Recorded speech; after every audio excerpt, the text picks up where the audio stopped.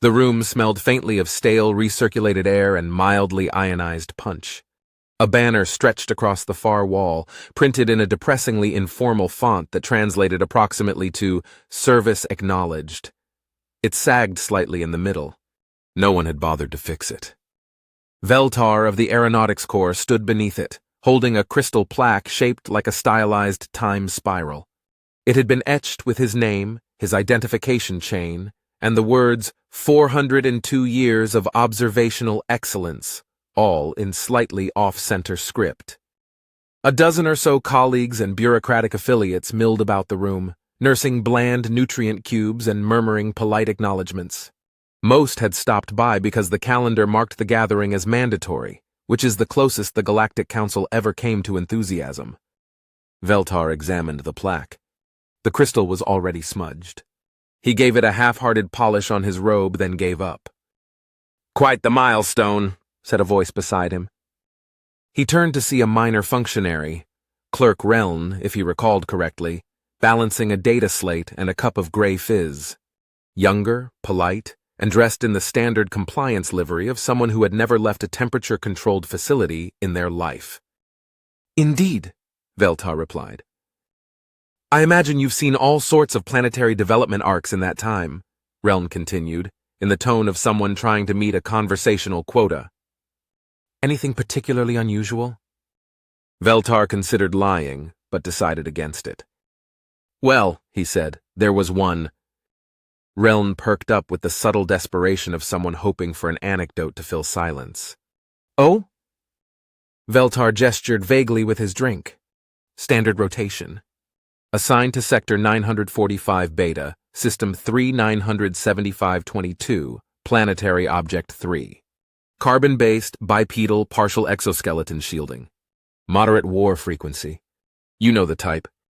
Reln nodded, though it was unclear if he actually did. "I hadn't visited in several hundred local cycles. Last classification flagged them as medieval phase. Swords, boats, aggressive metallurgy, barely consistent calendars. Went in for a routine long gap check. Expected the usual, plagues, shouting, maybe fireworks." He sipped the fizz. It was as underwhelming as he remembered. "But when I arrived in orbit, I picked up electromagnetic scatter, structured signals, coordinated radio patterns, and then I saw the launch."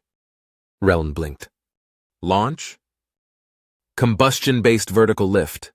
Multi-stage vehicle. They put 3 of themselves inside a glorified tin can and shot it into orbit." "That's not possible," said Reln, voice tight. "Not from a pre-combustion tier species." "I thought the same." Veltar looked almost wistful. But up they went. One of the modules peeled off, fell back to the planet. The other made a controlled arc toward the system's natural satellite. Reln made a strangled noise. Auditor Sif, standing nearby and half listening, turned toward them with a raised sensory crest.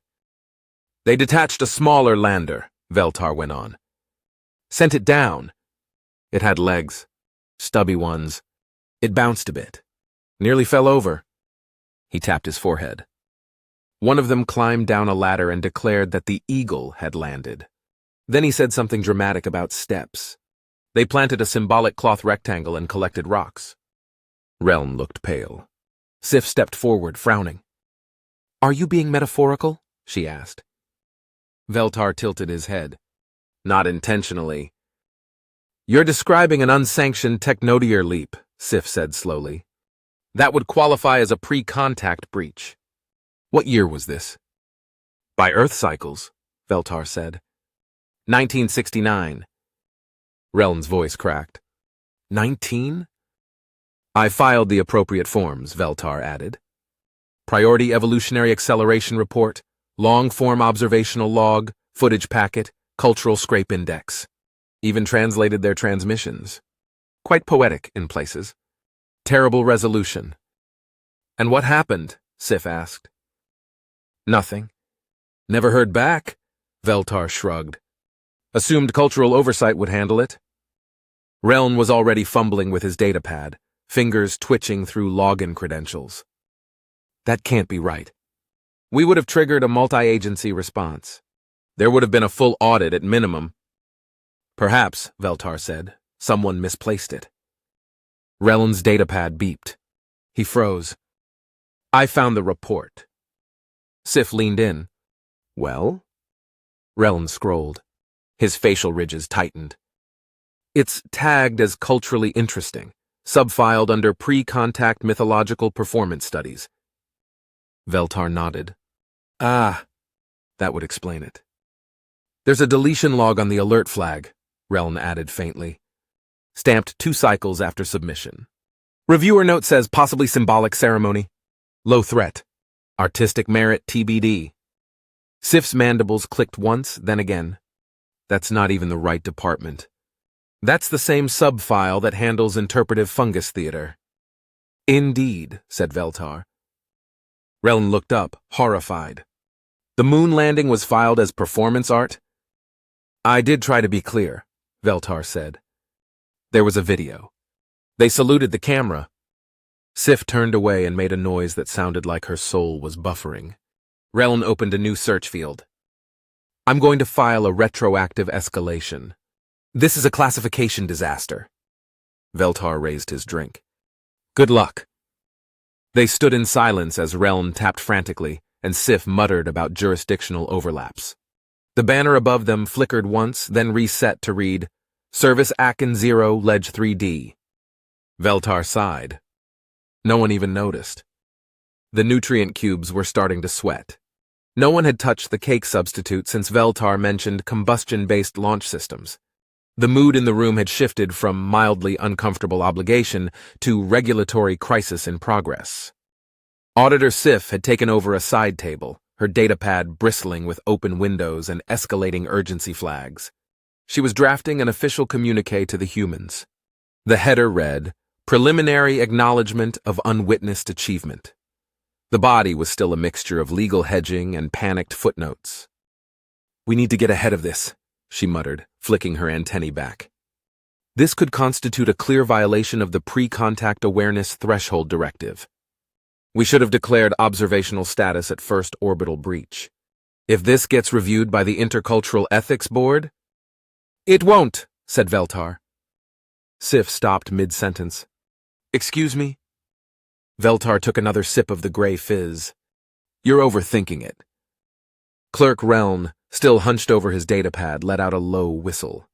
I've gone back through the audit logs. This wasn't just misfiled. It was rerouted through the Department of Folklore and Symbolic Ceremonies. The report trail ends in a shared cultural archive under something called Moon Myth Enactments, Bipedal Cultures. Sif stared. Who oversees that department? Reln made a face.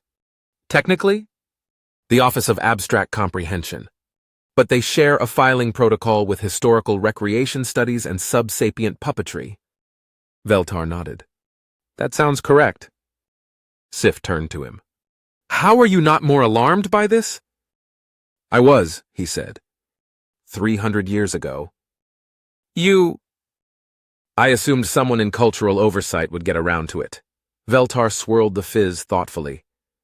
They usually do. Eventually. Sif began typing again, voice sharp. We still need to flag this. If we initiated contact without due awareness, there could be diplomatic consequences. This could void our non-intervention compliance score. The humans might demand reparations or at the very least, a formal apology. They won't, said Veltar. Reln looked up. Why not? Veltar raised an eyebrow. Because someone already found them. There was a collective pause. Sif slowly lowered her hands from the datapad. Found them? She repeated. Veltar shrugged. Roughly 200 Earth years after the lunar event. Cargo vessel on expedited delivery through an unregistered transit corridor. Took a shortcut through Sector 945 Beta. Ran into Terran patrol craft near an orbital station. Mild standoff. The humans had developed rudimentary fusion drives by then. Rellen's expression contorted. Fusion, what? They were also working on terraforming one of their neighboring planets. I believe the cargo delay was approximately 6 galactic standard days. You're telling me, said Sif, that a random freighter discovered an uplifted species and no one said anything. They submitted a notice, Veltar said. But it was categorized under unplanned routing disruption, hostile encounter avoided. The human activity was flagged as colonial curiosity. I believe the incident was closed with a routing update and a general recommendation not to cut corners through under-monitored systems. Reln rubbed his face. Why didn't they check the archives? Veltar gestured at the room. Have you seen our archives? Silence settled over the table like a dropped data shroud. Sif slowly exhaled. Reln glanced back at his datapad. So they were just missed. Veltar nodded. By the time the GC officially made contact, the humans had 4 functioning exoplanet colonies, 3 artificial moons, and a functioning diplomatic committee. I think someone assumed they'd always been on the list. Sif scrolled through the cultural archive and froze. There's more in here. Reln leaned over. What do you mean, more? She expanded the folder. A list popped up. Dozens of flagged entries, each one marked culturally interesting or non-threatening symbolic event. Titles included Ceremonial Ignition with Synchronized Cephalopods, Potential Ritual Flight Attempt. Mountain-Dwelling Primate Constructs Glider, filed as Seasonal Performance Art. Lithoid Aquatics achieve suspended levitation via sonic cavitation, possibly a mating display. Pre-contact satellite detected from planet 7128A, believed to be ornamental. Atmospheric departure by avian reptiles, disqualified due to allegorical framing. Reln's eye ridges flattened. We've probably missed dozens of spacefaring races. Likely, said Veltar.